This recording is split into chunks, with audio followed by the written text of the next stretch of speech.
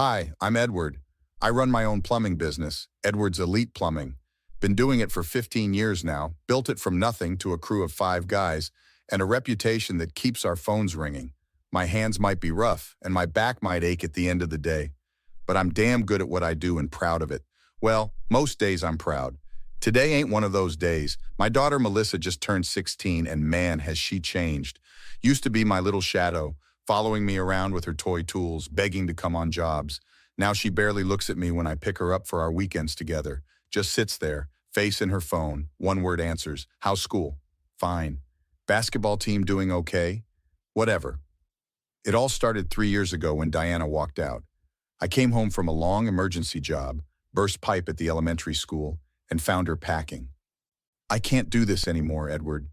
This life, it's too small for me. 2 months later, she was shacked up with Trevor Campbell, some hotshot real estate developer with slick hair and a BMW. Promised her the moon, fancy house in the hills, country club membership, vacations in Europe. Meanwhile, I got the apartment over my shop and every other weekend with a kid who stopped wanting to see me. So when Melissa texted me asking if we could have dinner for my birthday, I nearly fell off my ladder. First time in months she'd initiated anything. I picked a nice steakhouse, nothing too fancy but decent enough. I got there early, nervous as hell, smoothing down my best button-up. Then Melissa walked in with 3 of her friends, surprise I wasn't expecting. "Dad," she said, barely looking at me, "these are my friends from school." The girls gave me these tight smiles, eyes taking in my work boots and calloused hands. We'd barely ordered when one of the girls asked what I did. Before I could answer, Melissa rolled her eyes. "He's a plumber, fixes toilets and stuff." "Hey now," I tried to joke. "It's a bit more complicated than, God, Dad, nobody cares about pipe fittings or whatever. You're not giving a TED Talk." The girls giggled. My face got hot. "Your mom says Trevor just closed that deal on the new shopping center," Melissa continued, turning to her friends. "He's taking us to Cancun next month." "That's nice," I managed. "Yeah, well, some of us have actual careers," she said, tapping away at her phone. "Not everybody ends up a nobody." The table went quiet. One of her friends looked uncomfortable. "Melissa," I said, my voice tight, "that's enough." She looked up, face cold. "What? It's true. You fix toilets. That's all you're good for." Right then, my buddy Jack walked in. We were supposed to grab a beer after dinner. His eyes widened, taking in the scene. "Everything okay here, Ed?" He put his hand on my shoulder. I just sat there, food untouched, this hollow feeling spreading through my chest. My own kid, on my birthday. "We're fine," I finally said, but we weren't. Not by a long shot. Jack and I walked out of that restaurant like I was in a daze. The parking lot lights blurred as I fumbled for my truck keys. "You okay, man?" "Yeah, just another day in paradise." I leaned against my truck. "My kid thinks I'm garbage because I fix pipes instead of wearing fancy suits." Jack cracked open 2 beers from the cooler in his truck. "Your ex-wife's poison, man. That's her talking, not Melissa." "Maybe, but it's Melissa's mouth it's coming out of." For the next 2 weeks, I buried myself in work. 12, 14-hour days. Every clogged drain, leaky faucet, and busted water heater in the county. When my phone buzzed with texts from Diana about changing weekend plans, I ignored them. What was the point? Tuesday morning, I got a call about a burst pipe in some mansion up in Oak Ridge Heights. Place was massive, one of those modern glass boxes rich folks seem to love. The owner, Vanessa Mitchell, answered the door herself instead of sending the housekeeper. Tall woman, maybe 50, sharp eyes and no-nonsense attitude. "Thank God you're here. It's like Niagara Falls in my bathroom." I followed her upstairs, whistling when I saw the damage. "Good thing you caught it quick. Water damage is no joke." While I worked, Vanessa hung around asking questions about what I was doing. Not in that condescending way some rich clients have, but genuinely interested. "You really know your stuff, don't you? Been doing this since I was 16, helping my old man. Nothing I haven't seen. Wish the builders had your attention to detail. This place is only 5 years old and everything's falling apart." I glanced up from the pipe I was soldering. "Who built it?" "Campbell Developments. Big promises, flashy brochures. Should have known better." My wrench almost slipped. "Trevor Campbell? You know him?" "Know of him. My ex married him." Vanessa laughed, this sharp bark of a sound. "Well, hopefully she got in before it all goes south. Word around the country club is he's in trouble. Overextended. Had to pull out of the Westview Mall project last month." For the next few days, I couldn't stop thinking about what Vanessa said. Thursday night, Jack came by the shop with pizza. You look like hell, Ed. Been thinking about Trevor, about what that client told me. Jack took a swig of his beer. Yeah? If he's cutting corners on these fancy houses, what's he doing on the commercial stuff? Remember that apartment complex he did last year, the one they rushed to finish? Jack's eyes narrowed. My cousin's girlfriend lives there, says they've had plumbing issues since day one. What if we took a look, unofficially? What are you thinking, Ed? I'm thinking I'd like to know what kind of man is raising my daughter.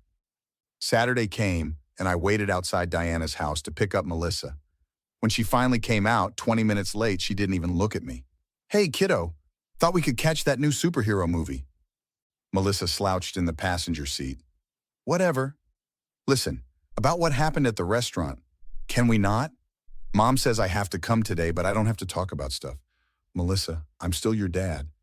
She finally looked at me, her eyes so much like Diana's it hurt. A dad is supposed to be someone you look up to, someone important. That night, after dropping her off, I called Jack. I want to dig deeper into Trevor's business, not just for me, for Melissa. You sure about this, Ed? Never been more sure of anything. First thing Monday morning, I called Vanessa. I need a favor. Any chance you'd introduce me to other homeowners in your development? Problems with Campbell Properties? You'll need a spreadsheet. Come to my neighborhood meeting tonight. That evening, I sat in Vanessa's living room with 8 angry homeowners. My basement floods every time it rains, said Ron. Inspector said the drainage was completely wrong. Our bathroom ceiling collapsed, added Beth. The shower wasn't even properly sealed. I leaned forward. Has anyone reported these issues? To who? City inspectors signed off on everything. That's what I want to understand, I said. Those inspections should have caught this stuff. Vanessa gave me a knowing look.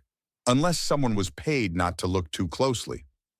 The next day, I pulled strings with the county clerk, got copies of the building permits and inspection reports for Trevor's projects.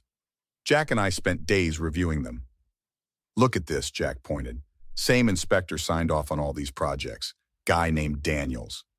And these pipe diameters don't meet code for commercial buildings. We started visiting Trevor's properties. As a plumber, I could access mechanical rooms, basements, anywhere with pipes. The evidence piled up, undersized pipes, missing backflow preventers, improper venting. Then Jack handed me a flyer. Ed, Trevor's hosting a showcase next month for Riverside Plaza. All the investors, city officials, everyone who matters. Perfect timing. I called Vanessa, who connected me with her brother-in-law, a reporter. I showed him what we'd found. This is serious, Edward. People could get hurt in these buildings. That's why I'm here. Thursday night, Melissa had a band concert. Diana hadn't told me. I found out from another parent. I showed up anyway. You were amazing, kiddo. She checked if her friends were watching. What are you doing here? Supporting my daughter. That's what dads do. Melissa rolled her eyes. Trevor couldn't come because he had an important meeting. He's going to be in the newspaper. Yeah, I bet he will be. He's taking me to a showcase party. Said I could invite friends. All the important people will be there. Sounds fancy. It's for people who matter, Dad. Diana appeared. Melissa, we need to go. Trevor's waiting with dinner reservations. She barely glanced at me. After they left, I called Jack. About that showcase party, we need to be there. You sure you're ready to blow this thing open? Trevor has my daughter thinking I'm nothing because I work with my hands. Yeah, I'm ready. I called Vanessa. How many homeowners would speak publicly about their issues with Campbell Properties? After what they've been through, all of them. The plan was set. Trevor wasn't just going to lose face. He was going to lose everything. The Riverside Plaza showcase was everything I expected. Champagne, fancy hors d'oeuvres, and Trevor holding court in an expensive suit. Diana circled the room in a red dress, playing the perfect wife. And there was Melissa, showing off to her friends. I spotted Jack by the bar. Everything ready? Vanessa and the homeowners are outside. Reporters here with a photographer. Inspector Daniel showed up too, looks nervous. Right on cue, Vanessa walked in with her group. I nodded to the reporter who signaled the hotel staff. The presentation screen behind Trevor flickered to life, not with his promotional video, but with photos of collapsed ceilings, flooded basements, and my detailed documentation of code violations. Trevor spun around, face draining of color. What the hell is this? I stepped forward. This is what happens when you cut corners, Trevor, when you bribe inspectors and use substandard materials. The room erupted. Investors crowded around the screen, pointing at images of their properties. My building is on there. Those are the pipes in my development.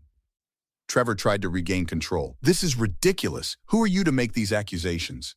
I'm just a plumber, one who knows the difference between code-compliant work and the garbage you've been selling people. Inspector Daniels made a break for the door, but two uniformed officers blocked his path. Diana grabbed Trevor's arm. What's happening? What did you do? Nothing. This is a setup. The city commissioner approached. Mr. Campbell, I think we need to have a serious conversation about your permits. Melissa stood frozen, watching everything crumble around her. Our eyes met across the room. Diana marched over to me, fury in her eyes. You did this. You're ruining everything because you're jealous. No, Diana, Trevor did this. I just made sure people knew the truth. I watched as reality sank in. Her perfect life was built on lies. She stumbled back to Trevor, who was now surrounded by angry investors. Melissa approached slowly. Is it true, what you said about the buildings? Every word. I don't lie about my work, kiddo. Never have. Tears filled her eyes. I was horrible to you, said all those things. You didn't know any better, but I should have. I've seen how hard you work, how people respect you, real respect, not whatever this is. She gestured at the chaos around Trevor. 2 weeks later, Melissa asked to stay with me full-time. Trevor was facing multiple lawsuits and criminal charges. Diana had moved in with her sister, shell-shocked by how quickly everything fell apart. Dad, can I help you with that job tomorrow, the one at the school? I looked up from my invoices, surprised. You want to learn plumbing? I want to learn how to do something real, something that actually helps people. It's not glamorous work. Neither is visiting your mom in jail for fraud. She smiled, a real smile. Besides, you always said plumbing keeps civilization from collapsing into sewage. That I did. I'm sorry I was so awful to you. Water under the bridge, kiddo. No, it's not, but I'm going to make it up to you. As we sat at my kitchen table planning tomorrow's job, I realized I'd gotten something better than revenge. I'd gotten my daughter back, and this time she saw me for who I really was.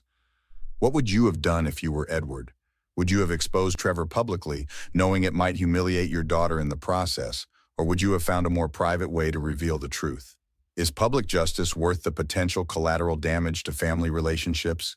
If this story resonated with you, please hit that like button and subscribe for more thought-provoking content. Your comments and opinions matter to us. Share your thoughts below.